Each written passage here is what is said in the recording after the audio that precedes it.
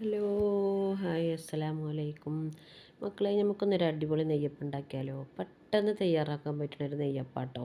അപ്പോൾ ഞാനൊരു 2-3 മണിക്കൂർ ഒരു പച്ചരി വെള്ളത്തിലിട്ടിട്ട് അപ്പോൾ അത് നമുക്ക് കുതിർത്തി വെച്ചിട്ടുണ്ട്. ഇനി അതിലേക്ക് നമുക്ക് ഒരു 2-3 ഏലക്കായ, ഒരു സ്പൂൺ ജീരകം, പിന്നെ ശർക്കര ഉരുക്കിയിട്ട് അവിടെ വെക്കണം കേട്ടോ. ഒരു മീഡിയം സൈസിൽ ചൂട് മതി, നന്നായി ചൂട് വയ്ക്കരുത്.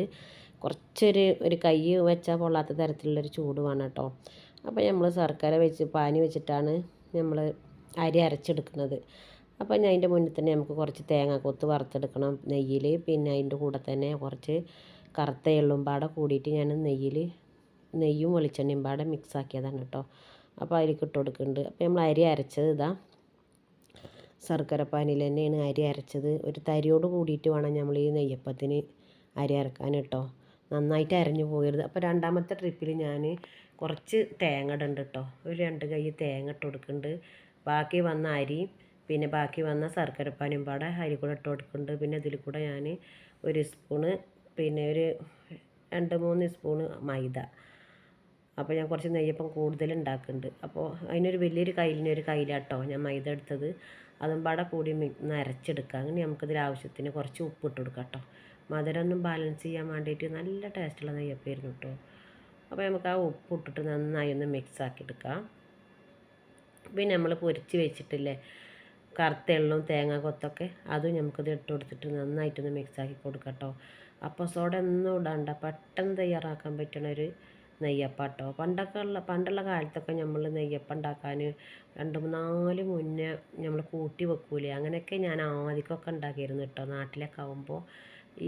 ഇപ്പം നമ്മൾ പെട്ടെന്ന് തയ്യാറാക്കാൻ പറ്റുന്ന നെയ്യപ്പം ഉണ്ടാക്കുക.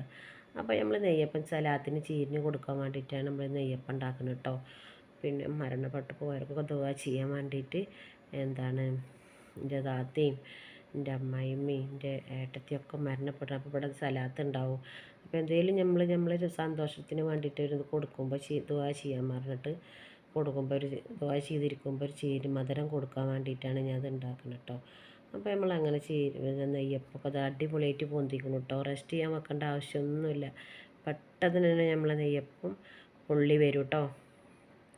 നിങ്ങൾക്ക് കാണാൻ പറ്റുന്നുണ്ടാവും, നെയ്യപ്പം പെട്ടെന്ന് തന്നെ പുള്ളി വരുന്നുണ്ടാവും. അപ്പോൾ നമ്മൾ റെസ്റ്റ് ചെയ്യാനൊന്നും വെച്ചിട്ടില്ല. ഞാൻ 7 മണിക്കാണ് ഞാൻ അരി അരക്കൽ തുടങ്ങി കേട്ടോ. 8:30ക്കാണ് ഇവിടെ സലാത്ത്. പെട്ടെന്ന് തന്നെ ഞാൻ 2-3 ഈ ചട്ടിയിൽ തന്നെ ഞാൻ 3 നെയ്യപ്പമൊക്കെ പറഞ്ഞത് പൊന്തി വന്നതിൻ്റെ ശേഷം നെയ്യപ്പം അങ്ങോട്ട് മാറി നിൽക്കും.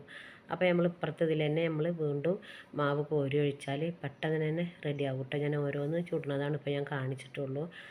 അപ്പോൾ അങ്ങനെയൊക്കെയാണ് കുഞ്ഞുമക്കളെ നമ്മളെ കാര്യങ്ങൾ കേട്ടോ. അപ്പോൾ നിങ്ങളെല്ലാവരും പരമാവധി എൻ്റെ വീഡിയോ ഒന്ന് കണ്ടൊന്ന് സപ്പോർട്ട് ചെയ്യുക, ഷെയർ ചെയ്യുക, സബ്സ്ക്രൈബ് ചെയ്യുക കേട്ടോ. അപ്പോൾ ഇൻഷാ അല്ലാഹ് അടിപൊളി നെയ്യപ്പാണ്. ഇങ്ങനെ ആർക്കെങ്കിലുമൊക്കെ നെയ്യപ്പം കഴിക്കണമെന്ന് തോന്നിയാൽ ഒരു ഗ്ലാസ് പച്ചരി എടുക്കുക, 2 മണിക്കൂർ വെള്ളത്തിലിട്ട് അത് 2-3 ശർക്കരയും പാനി ആക്കിയിട്ട് ചൂടാറിയതിന് ശേഷം അങ്ങനെ ഉണ്ടാക്കി നോക്കി അടിപൊളി നെയ്യപ്പം ഇരിക്കാറ് കേട്ടോ. എല്ലാവരും ഒന്ന് ട്രൈ ചെയ്ത് നോക്കണേ.